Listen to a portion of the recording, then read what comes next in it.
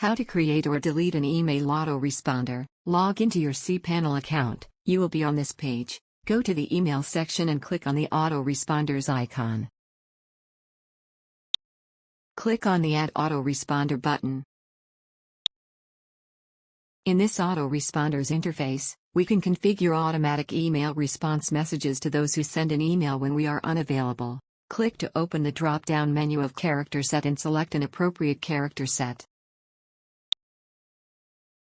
Enter the interval in hours. You want the autoresponder to wait before it sends the next message to the same email address on receiving another email from the same address.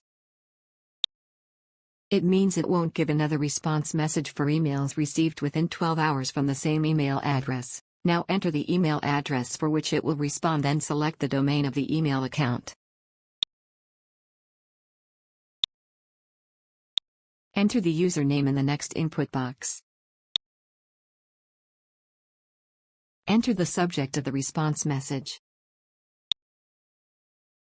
In the body text box, write the message you want the autoresponder to send.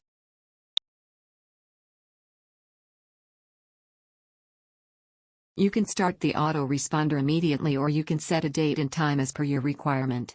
To set a custom date and time, click on the option button for custom.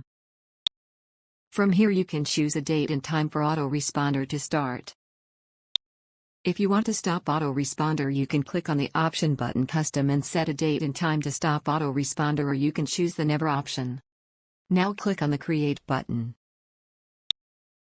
That's it. We have successfully created autoresponder for the entered email address. Now click on the go back button. Here is the autoresponder we created. You can edit or delete the autoresponder from this interface. To delete the autoresponder, click on the delete button. Click on the delete autoresponder button to confirm the delete. Now you know how to create and delete an autoresponder. Thank you for watching.